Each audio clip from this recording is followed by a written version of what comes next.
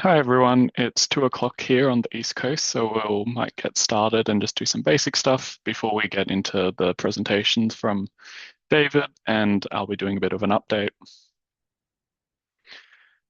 Uh, before we get started, I would like to begin by acknowledging the traditional owners of the land that we're all on today and their continuous connection to land and sea, and pay my respects to elders past and present. For me, I'm on Darug land, and with this being a national group, there would be a lot of other countries as well that we're all coming from. I would also like to put up the disclaimer around conflicts of interest. This is, for me, I work for Ocean Protect, which is a company that supplies and maintains WSUD assets. So there is that potential conflict of interest around improving WSUD maintenance, but there are controls in place to manage that. And then this also extends to other people here. You all do have your own conflicts, whether they're actual or potential. But yeah, just disclaiming that right now. The agenda for today, we'll be looking at just quick meeting logistics before I hand it over to David Nixon to present an update from the New South Wales SQID Taskforce. There'll be a chance to do some Q&A with him if you have questions around that. I'll provide a short update and then hopefully looking to wrap up around 3 o'clock. In terms of logistics, if you can just keep yourself on mute when you're not speaking, just to avoid any weird random background noises. If you have something to say, if you can raise your hand virtually and we can call upon you. And when you do speak, if you can just say what organization you're from, just helps manage those conflicts, but also understand where you're coming from in Australia. And if you can just be respectful of everyone's opinions, ideas, and time, stick to the agenda so that we can get out on time, but also it's not the appropriate time to be pushing or promoting products and services. We're talking about trying to solve problems. And so that's what this is all about. I would like to thank everyone that's been involved to date. This has been going on since August 2023, and a lot of organizations have been involved. And there's a whole bunch of organizations that are new today and more recently. So thank you all for being involved with this and coming along. For anyone that is new, the National WSUD Compliance Network is a group meeting regularly to discuss WSUD compliance, but also hold the development of the framework accountable and make it transparent and provide an opportunity for feedback. And the WSUD Maintenance Compliance Framework, which is what I'm leading, is a free package of information, resources, and tools for councils to improve the implementation and management of WSUD assets within their jurisdiction. This has received in-principle support from several organizations, including state associations, some companies, Catchment Group, and Stormwater 2030, who's looking after this SQID Taskforce. If you can't stick around for the whole time, you can reach out to me after today. You can email me, call me. You can go to wsudcompliance.com.au. There will be the recording and slides made available there. There will also be an email that goes out with the slides and recording. And so we're up to now the update from David. David is the chair of the New South Wales SQID Taskforce, chair of Stormwater 2030, and the managing director of Stormwater Services Australia. And I'll hand it over to you, David, and go from there. You should be able to share your screen. Okay, hopefully, can you see that, Daniel? It says click to exit full screen. Oh, does it? Can you see that then? Yep, so I can see the New South Wales SQID Taskforce helping squids be better squids. Okay, that'll do then. Okay, thank you for having me. Just to give you a little bit of background of who we are, what we are. The SQID Taskforce, very similar to the WSUD network, yes? This isn't on presenter mode. This is just on the Google Slides. Okay, how about that one? Yep, that works. Does it work, or has it got something stupid on it? No, it's all good. Okay. That's good. Yep. All right. The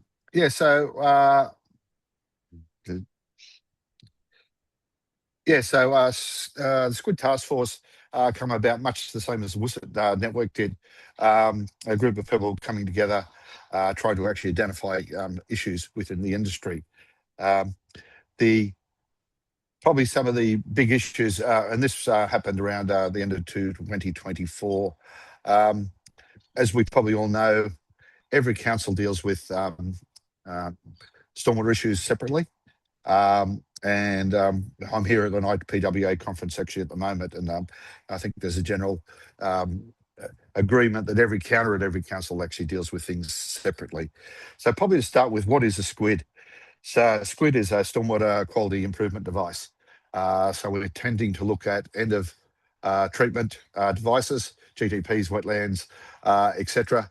And in our approach to SQIDs, we have tended to be looking at constructed SQIDs. There's a general agreement that stormwater is fairly dysfunctional.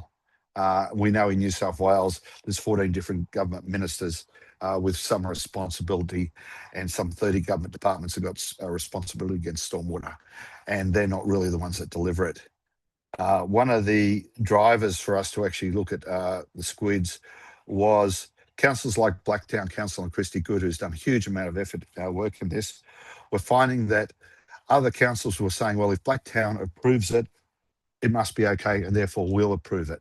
And they didn't think that that was quite fair on them, that they thought there needed to be more of an industry approach. There is a national program for approval of devices, and that's called the SQIDEP Program. And most people we found haven't actually heard of it, or they may have heard of it only vaguely. So the first question we started asking is, have you heard of that program? And if your council's not using that program, what is the actual issues with it? And we come up with quite a few different things that we thought we needed to address. There was things within the SQIDEP program itself that people didn't like, but it wasn't really user-friendly for councils and others around the approvals network to actually engage that and use that actually as a tool.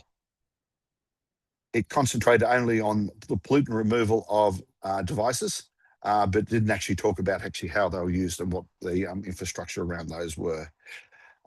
Another big thing that we actually found is councils were, yes, they were interested in performance and removal of pollutants, but they were also interested in a series of other things around life cycle costs, maintenance, safety, constructability, and there was no general guidelines on how actually these could actually be interacted. So I'll just talk about some of the outcomes. This is meant to be a teaser, so it's not necessarily in depth. So when we actually look at the SQIDEP performance itself, it's actually run by Stormwater Australia. At the moment, it only looks after the performance criteria. We believe into the future that it actually needs to also cover off on things like life cycle costs, constructability, safety, and holistic maintenance, so that we actually know that the devices that we are actually putting in, that we actually know that we are comparing apples and apples, that we're not comparing a device that will only last 5 years as a device that's going to last for 50 years, that we actually need to be able to combine those together.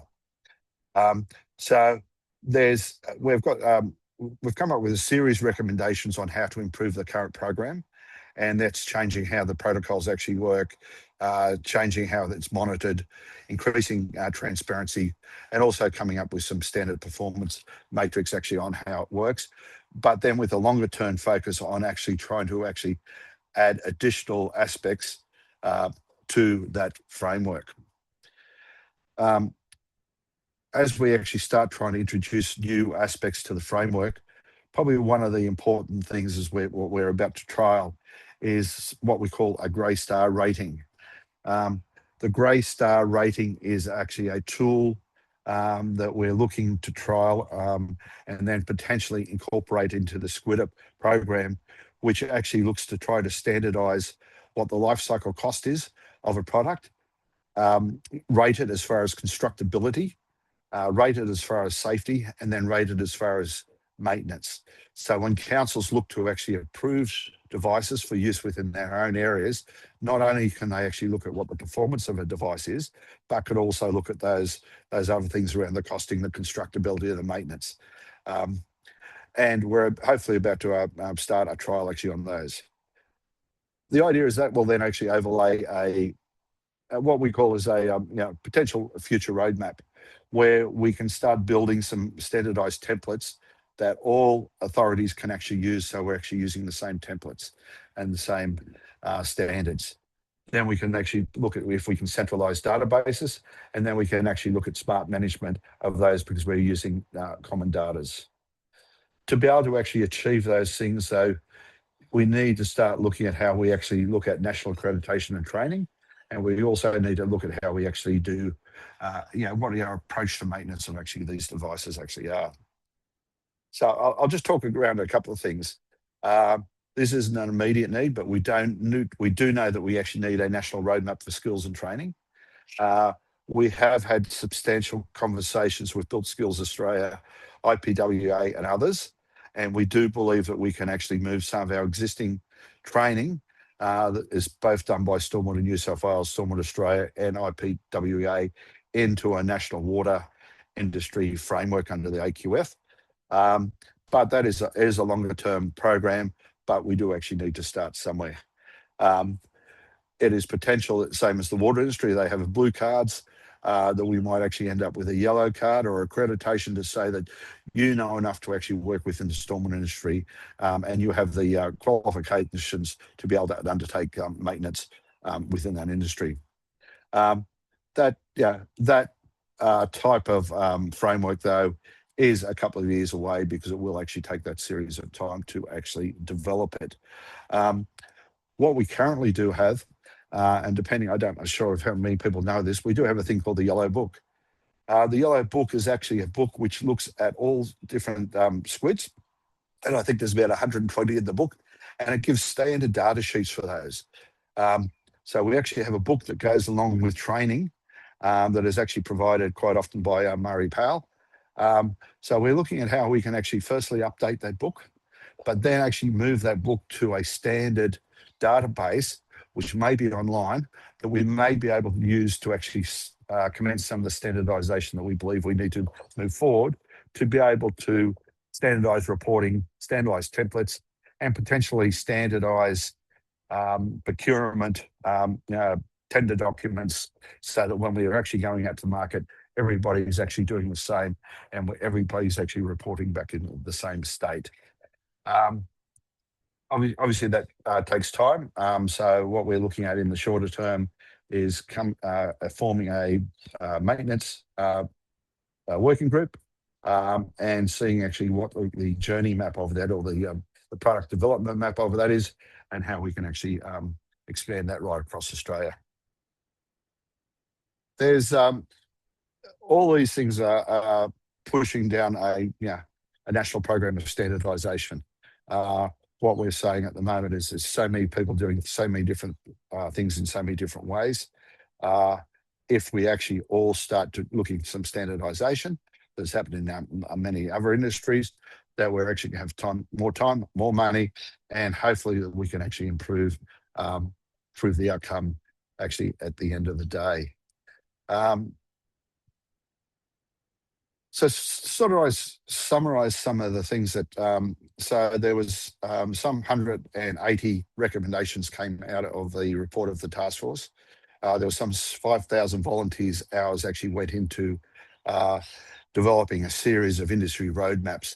Those volunteers come from diverse, so we actually had suppliers, we had academics, we had councils, we had consultants, we had maintenance providers. So we actually did have a broad range of people actually looking at these issues. And it is actually a model that we believe can actually happen moving forward, where we can bring the industry together to solve industry problems. Where we are is we've done the first roadmap, and what we want to do over the next 12 months and moving into the years is actually address the recommendations in the report and try to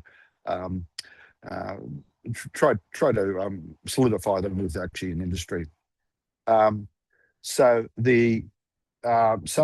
of the key things, which I'll probably just go through again. So is looking to formally adopt life cycle costing, safety, constructability, and maintenance as core assessment criteria of any programs and any council programs, but give the tools to be able to do that.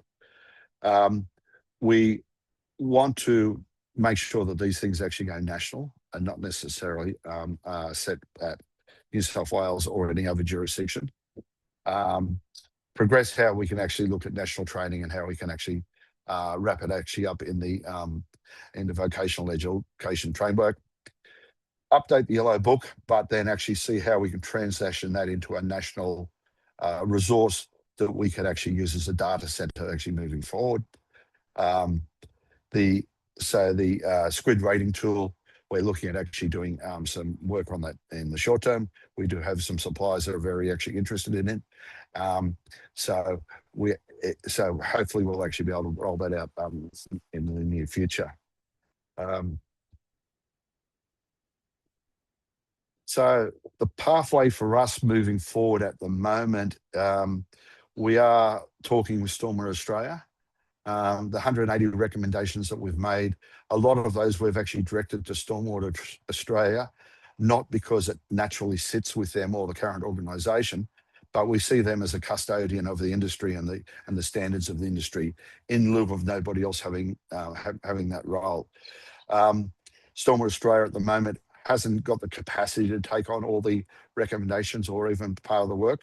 So we are looking at how we can actually engage so that we can transfer any of the current initiatives that have been identified into a national framework. And a lot of that will be taking the work we've done, looking to call for a national working group on those, and then working through the different priorities with those groups, working through the recommendations, and then seeing actually how we can actually implement those. There's been a lot of good work done here, and we're looking at now how can we make that a standard benchmark for the stormwater industry across Australia. At this stage, we've identified a few short-term priorities. One is how we can actually improve the SQIDEP program, addressing the technical gaps and refining the validation protocols, and that's within the existing program. And we are currently talking with Stormwater Australia on that. The second thing we're looking at doing is how we can actually transition the existing yellow book, which is both a training guide but also a technical guide, into a national standard with a training package associated with that. The third thing we're looking at the moment is how we can implement the SQID lifecycle rating program. The program's been developed. So what we are looking at doing is taking some devices over the next couple of months and actually undertaking a rating for them across the grey scar system. The fourth thing we're talking with Stormwater Australia on at the moment, and we're actually looking at how we can develop it out, is how can we actually fund future development of initiatives so they can be supported by industry, with the understanding that at the moment, individual councils, individual government authorities do a lot of work on individual pieces that they think are important. We're looking at, well, how can we actually pool some of that effort and pool some of that funding so we can come up with national standards and national initiatives which will actually help everybody in the district. So we know we need a sustainable funding case for these initiatives because currently the stormwater industry is not sustainable either at a strategic level or at a asset level. Over some of the key supporters, the way this task force actually worked is we actually had a series of companies put dollars in, and then we had everybody in the task force put effort in.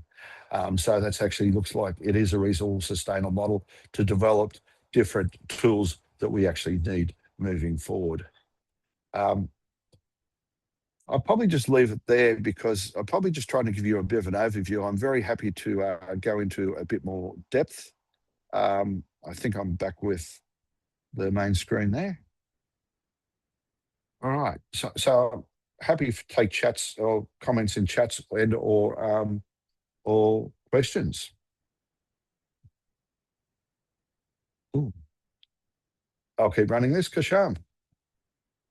Hi, I'm Kushan. I'm a PhD student at Monash, actually. International student. Recently, I started my PhD research project in understanding how the maintenance happens across Australia. So actually, for the first chapter of my thesis, I'm contacting the local councils, contractors, and water professionals who really engage in the maintenance of water-sensitive urban designs, especially like bioretention systems, biospheres, tree pits. So I'm wondering how I can contribute in this case, and also I would like to see whether if somebody is willing to support my research work, because I'm new to Australia and I don't know many people around Australia, and especially people who do these activities.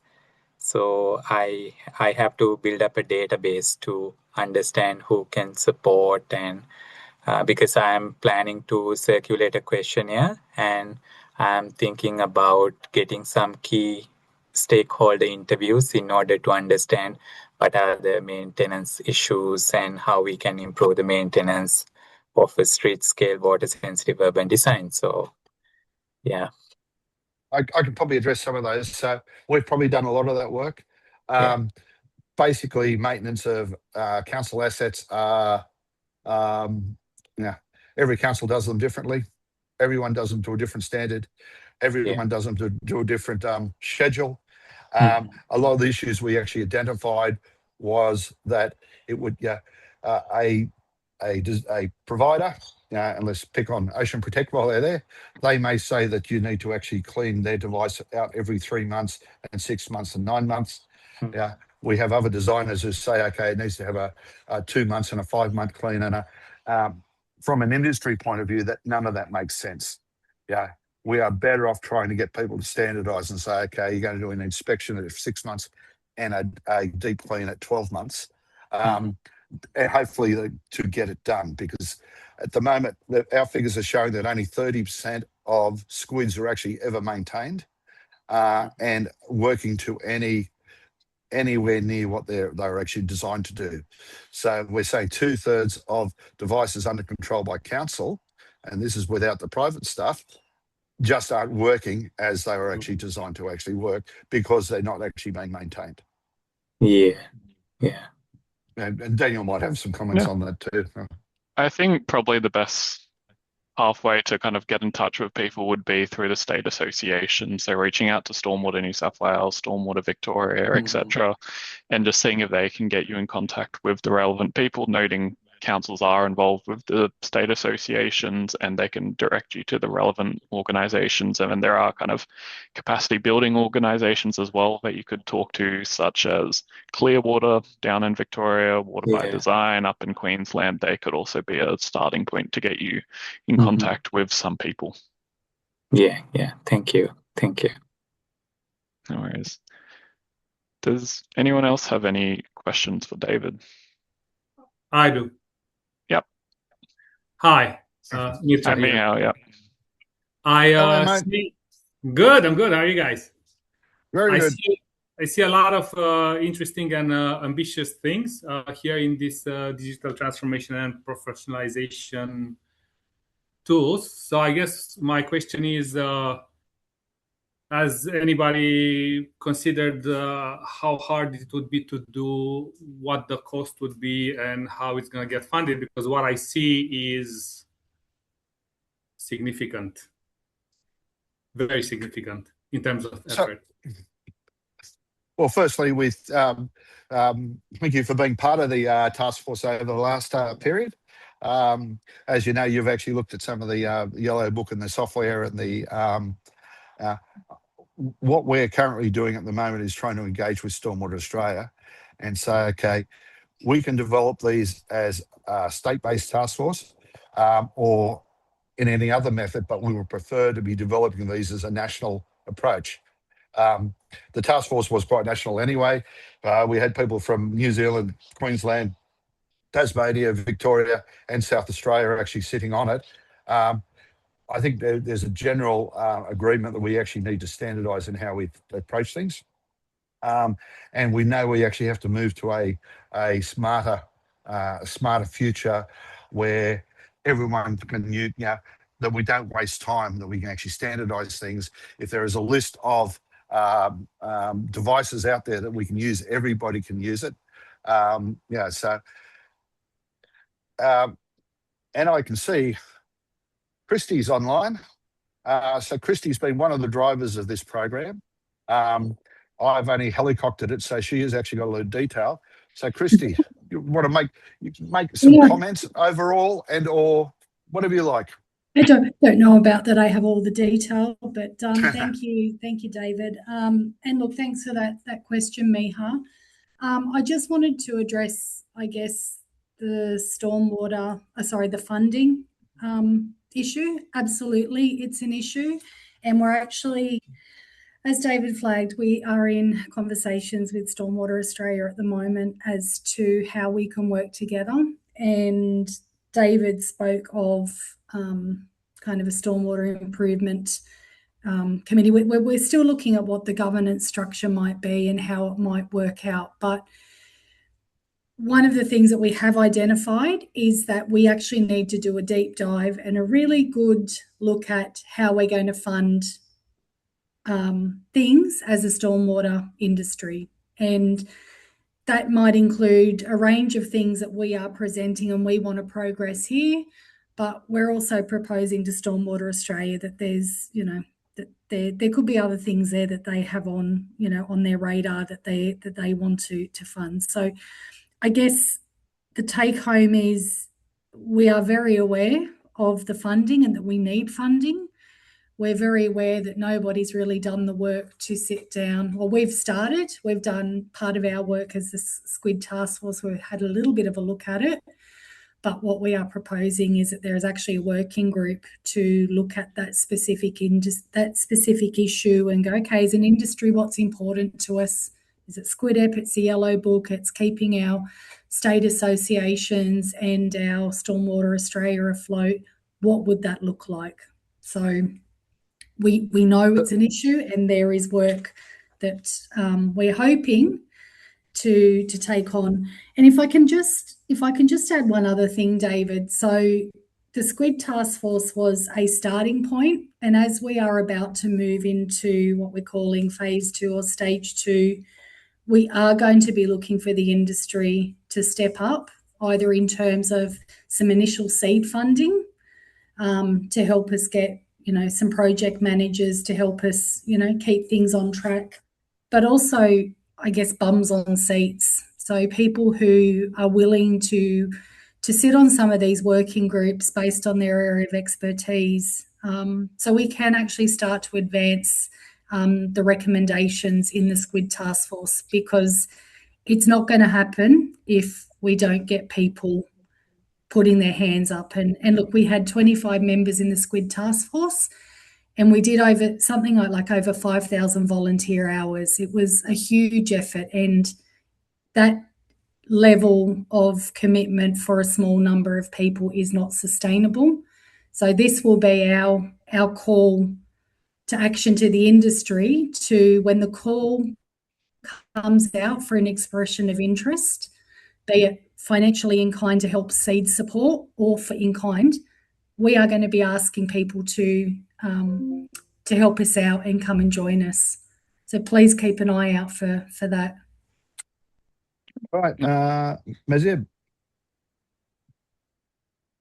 you're on mute.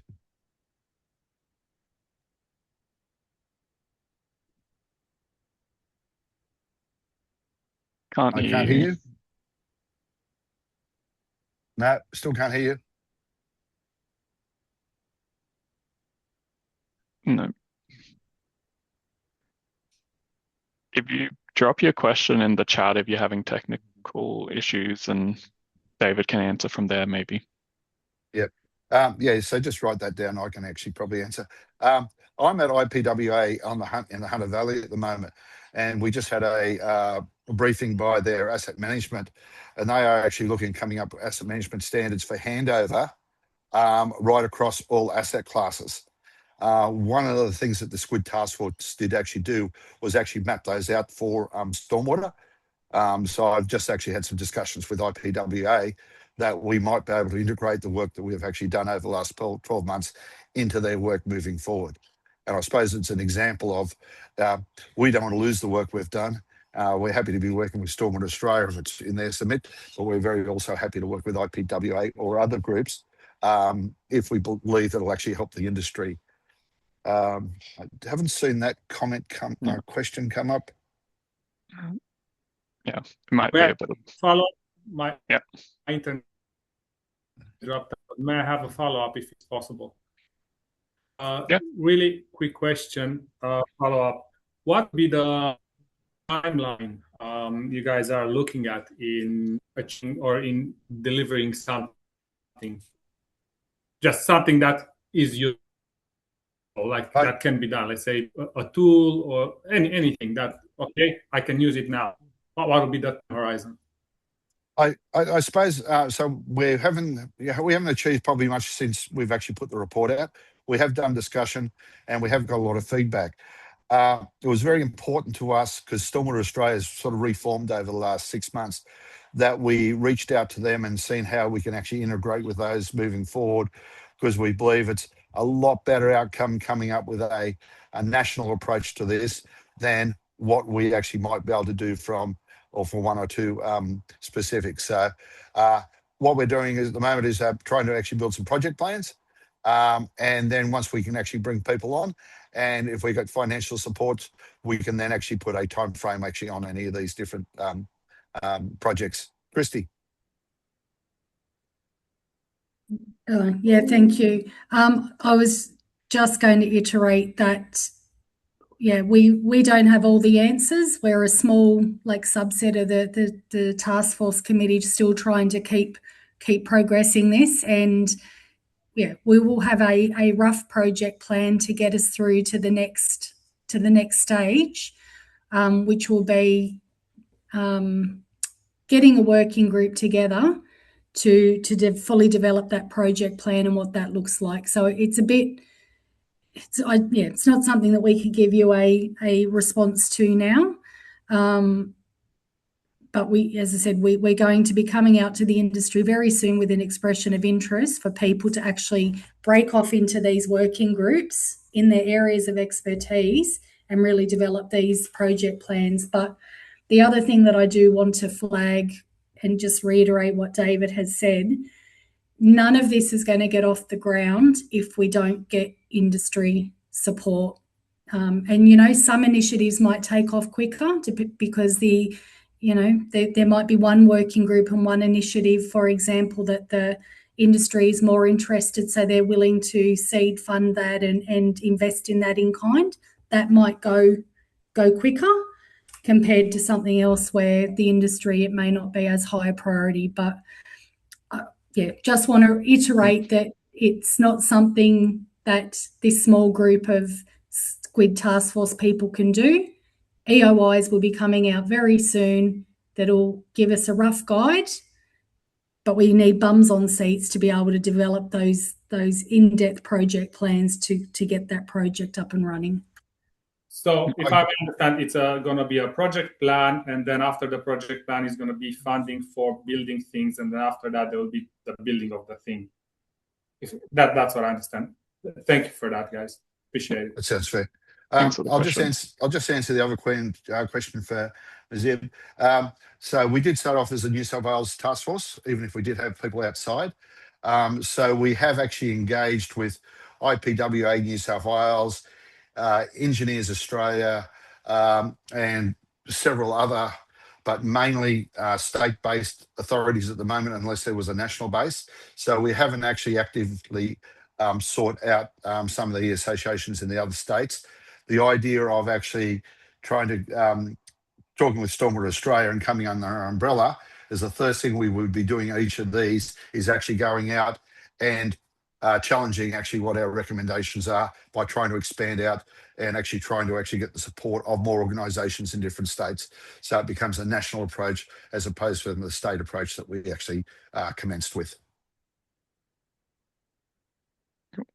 Thanks for that, David. I think my question for you is kind of what could the people here do next? Do they wait till the SQID task force comes out with that EOI, or is there anything people can start doing now to help you with this? So there's probably a couple of things. yeah, as an industry task force, we need money and we need effort. Now, if our outcomes are slightly not what's, yeah, if a whole industry says, oh, we really need this, and you haven't quite, that's not on your priority list. So we've got the wrong priorities at the moment. We'd like to know. And the way we do that is by people saying, there's this initiative in there, and we've got 180 or so recommendations. We are really keen to support this by either manpower and or dollars. One thing we found with this, and I'm sure you've actually found over the last period of time, unless you can have a professional staff working on some of these things, they're very hard to progress. All the volunteers, yes, the great expertise, the great input, but we actually need project managers and people to actually build documents and build systems and build. So we actually do need that level of financial support. We were quite lucky last year. Yeah, we done some 5,000 hours, so it's probably a couple of $1 million worth of effort. But we actually done that on a budget of about $70,000. So we had a series of councils put money in. Some of the suppliers put it in. Some of the consultants put in. And our approach moving forward is we won't start an initiative unless we know we can actually fund it, because otherwise we're going to be half doing them, and we don't want actually half results coming out. So if we're going to look at the yellow book and what it might grow into, we need to be able to finance that. We believe the life cycle start tool, we believe we've got the funding for that, and we believe that can be sustainable for the next couple of years. So that's something we are looking and pushing, and that's a big discussion we've been having with Stormwater Australia on how to make sure these things are sustainable moving forward. I guess final question, then we'll move on. If you want to add something else, Hal? Can I have Just a quick one. Another question again. Sorry. Before starting to do all these things and plans and all that, has there been any plan for any review about existing things that might be addressing some or many of the issues that? So basically, any review of what's out there on the market and trying to see if there's anything that's already suitable that already exists. So we're very aware of the work you've done off the yellow book. But obviously that's something we have a look at. Yeah, we haven't made a decision what that roadmap is actually moving forward on any of these issues. So once we do the project plan, one of those things will be to actually work out, are we on the right track? Do we need to consult with other authorities, especially if we go to a more national approach? Do we have new people in the room? But one of the first things would be to review the recommendations along with that project plan to make sure it's sustainable moving forward. Christy. Yeah. Neha, you know very well that we have reviewed existing, what is out there already, existing resources and tools and what have you. So each of the group, did that task, and then recommendations were formed thereof. So I just want to make it abundantly clear to the people on this line that we're not reinventing the wheel. We do understand what's out there. We will continue to look at what's out there and what might be a good fit for purpose. So we are not reinventing the wheel. We have done that work. Thanks, Christy, for that. And thanks, everyone, for the questions. And if David's able to stay around to the end, if anyone has questions for him, maybe he can talk at the end about that, but maybe just moving on so people can get going if people need to leave. Just a little bit of an update from me around the WSUD Maintenance Compliance Framework. There hasn't been a lot of work this year on kind of further developing it. It's more about a few other things. Firstly, the conflict of interest policy has now been finalized, but if there is any feedback, comments on that, you're more than welcome to email me or reach out to me after today, and happy to kind of talk through that. But that is available on the website. There's a link at the bottom, or the link is on the screen right now. To date, I guess the timeline, this is kind of my, past roadmap. It's not really that future roadmap. But 2023 was really around developing that framework, a consultation draft to get ready to get the industry to review it. 2024 was really around that consultation period, getting feedback on it and hearing what people wanted and what they thought around it. And over 500 people were involved in that year. So thank you to everyone that was involved. 2025 was really looking at finalizing that first version of that framework based off all of that feedback. And now what I'm really focusing on this year and probably for the next few years is actually working with councils to test the framework. So sitting down with you and answering your questions, figuring out how to tailor that framework for you so that it can actually start getting used in the real world, because we need that to happen to see the validity of it. Now, so what have I been doing these kind of past few months since our last meeting? I've been meeting with a lot of councils, talking to them, figuring out what I could do to help them. I've prepared a few proposals for councils and organizations about how they could test the framework. So that's gone to a few organizations now, outlining how we could work together collaboratively on this. I've also reviewed some a legal instrument wording that's being used by one of the councils for their positive covenant and restriction to user. Important note here is I'm not a lawyer, so I'm not providing legal advice. You do still need to talk to your lawyers. But based off my experience at Blacktown City Council, based off my experience leading this framework and working with lawyers, I'm just providing some kind of commentary and suggestions around that, how to strengthen that to really ensure maintenance can be achieved post-occupation. On that note, again, still not a lawyer, but looking at development conditions as well, I've written up some letters around a potential condition, whether it's just a single condition around maintenance contracts, or there was a council that was looking at wanting kind of help across all of their conditions as they were looking to update that recently. And so I provided a suite of conditions and suggestions of how they could update it to ensure that maintenance can be achieved post-occupation. And more recently, there was a council that has engaged me to do some work for them, where I'm reviewing one of their kind of WSUD design documents. So providing kind of opportunities of how to improve that to ensure maintenance does happen later on. I'm also providing them some recommendations on how to improve maintenance happening in other areas of their organization, and then looking at providing them some information to build a business case. This is a Victorian council looking to do some maybe more work in this space towards the second half of the year. So they were interested in understanding a bit more around costs and how they could operate a program. And so I'm doing quite a bit of work at the moment, working with councils, figuring out what councils need. So if you're a council out there looking for help in terms of, reviewing a document, reviewing some information, wanting a proposal or a plan on how we could maybe work together or what you could do individually, you could go down the route of the Parramatta River Catchment Group, who has engaged consultants to do some work, and I'm kind of on the side providing some advice, or you can work with me or do it yourself. Why am I kind of offering this opportunity to work with you in kind of a free, supportive advisory role? To date, over the past few years, councils really helped develop this framework. They've helped review the framework, and now it's time to work with councils to test that framework, because by testing this framework in the real world, working with councils, figuring out what they need and what happens, then it will help this for other councils as well. So I didn't want to just give you the framework. I wanted to work with you all to develop this framework, and now I want to work with you to test it. That is my very quick update. If people have any questions about that, happy to do that, or maybe we can leave that to the end. I might just wait a few seconds to see if anyone raises a hand. Otherwise, I'll move on. Cool. Looking just to kind of wrap up, again, happy to stick around at the end to chat about other things, but just a few things before we wrap up and can all go back to our work.